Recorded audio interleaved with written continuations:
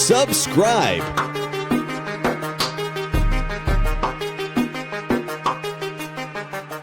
का नाम राकेश किशोर है। क्या तुम्हारा बाप लगता वो? तुम्हारा ससुरा लगता वो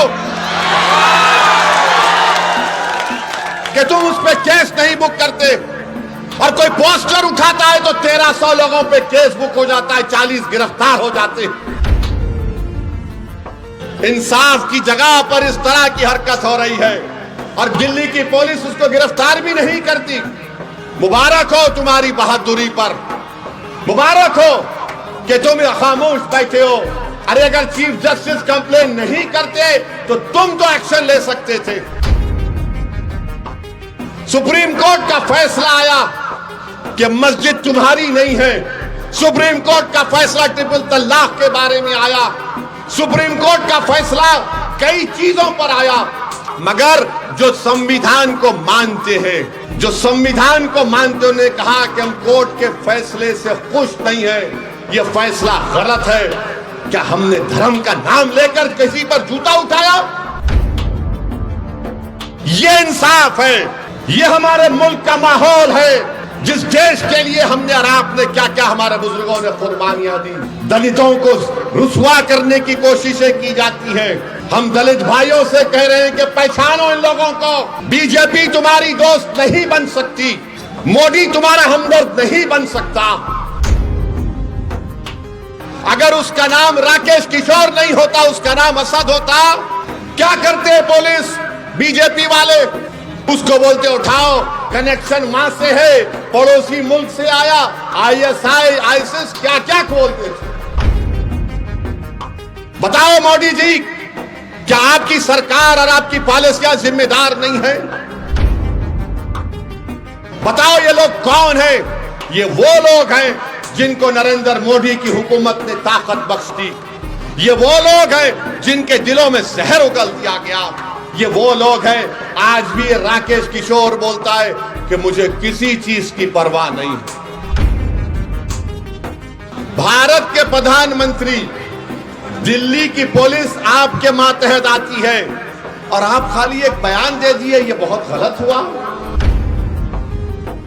और मेरे अजीज दोस्तों और बुजुर्गों, सबसे शर्मनाक हरकत हमारे भारत के सुप्रीम कोर्ट में हुई कि एक शख्स जिसका नाम राकेश किशोर था, इसने चीफ जस्टिस के इजलास में कोर्ट नंबर 1 में चीफ जस्टिस के सामने जूता उतार कर फेंक दिया उसके कोर्ट में। इसका नाम क्या था? राकेश किशोर।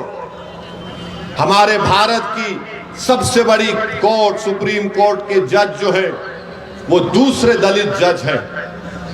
मैं हमारे दलित भाइयों को पैगाम देना चाह रहा हूं, हमारे अंबेडकरवादी आइडियोलॉजी को मानने वालों को पैगाम दे रहा हूं, जो बाबा साहेब अंबेडकर को मानते हैं उनको पैगाम दे रहा हूं, उन भारत के नागरिकों को जो संविधान को मानते हैं उनको पैगाम दे रहा हूं। ये तारीखी सरजमीन में खड़े होकर बोल रहा हूं, चीफ जस्टिस ऑफ इंडिया के कोर्ट में एक शख्स अपना जूता उठाकर चीफ जस्टिस के कोर्ट में फेंकता है। मेरे भाई, आप बताइए क्या हो रहा है? और जब उस शख्स ने नारा क्या लगाया, सुप्रीम कोर्ट के चीफ जस्टिस के इजलास में नारा क्या लगाया कि सनातन धर्म का अपमान नहीं सहेगा हिंदुस्तान। उसने नारा लगाया और अपनी जेब से उसके कागज भी निकला, उसमें लिखा था कि सनातन धर्म का अपमान नहीं सहेगा हिंदुस्तान। हम मोदी से पूछना चाह रहे हैं, मोहन भगवत से पूछना चाह रहे हैं, नीतीश कुमार से पूछना चाह रहे हैं, बताओ इस शख्स में इतनी हिम्मत कैसे आई कि वो सुप्रीम कोर्ट के चीफ जस्टिस के इजलास में जाकर जूता उठाकर भारत के दूसरे दलित चीफ जस्टिस ऑफ इंडिया की तरफ फेंके।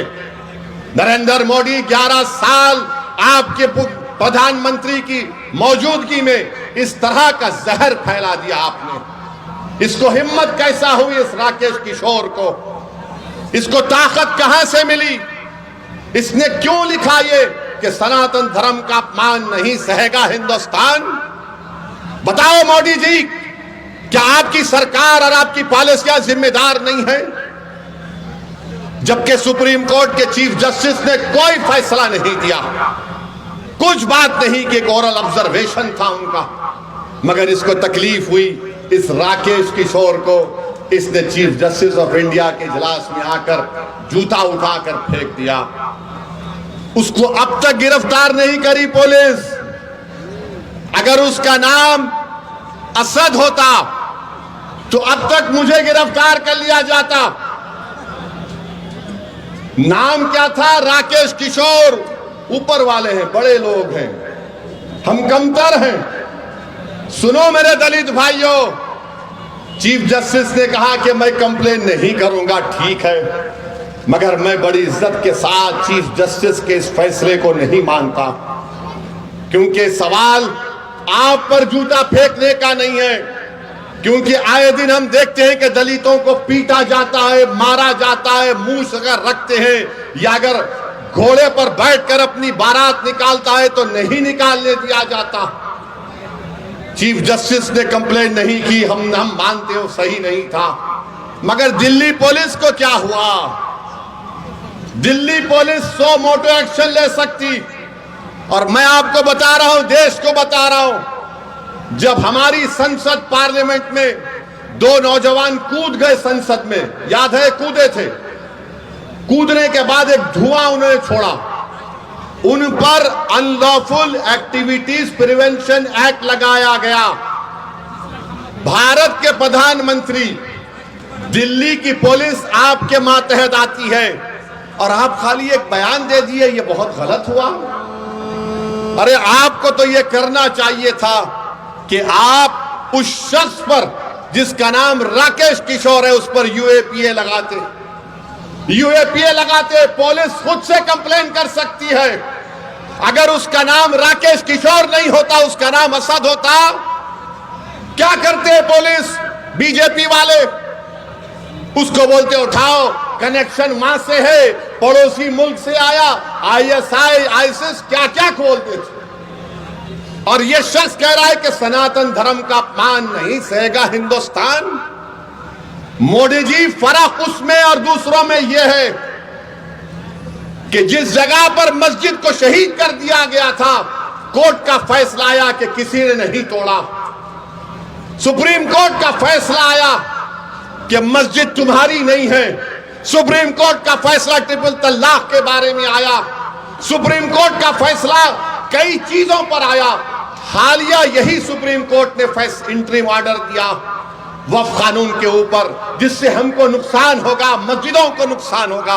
मगर जो संविधान को मानते हैं, जो संविधान को मानते, उन्होंने कहा कि हम कोर्ट के फैसले से खुश नहीं है, यह फैसला गलत है।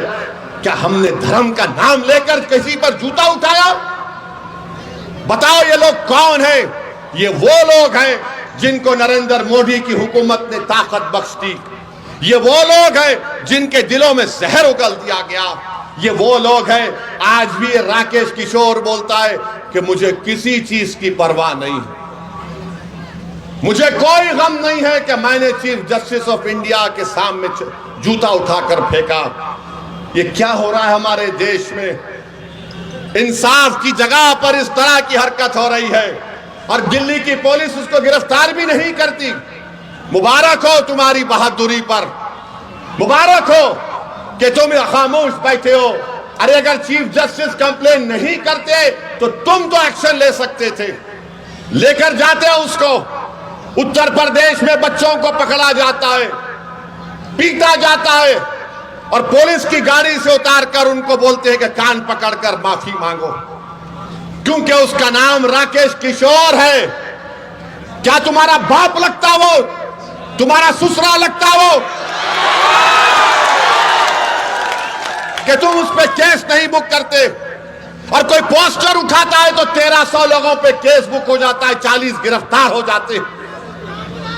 सुप्रीम कोर्ट के चीफ जस्टिस के कोर्ट में जूता फेंकता है और ये लोग कोई केस रजिस्टर नहीं करते, पकड़ना तो दूर की बात। ये इंसाफ है, ये हमारे मुल्क का माहौल है, जिस देश के लिए हमने और आपने क्या क्या हमारे बुजुर्गों ने कुर्बानियां दी।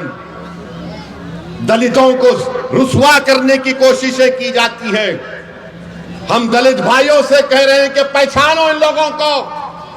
बीजेपी तुम्हारी दोस्त नहीं बन सकती, मोदी तुम्हारा हमदर्द नहीं बन सकता।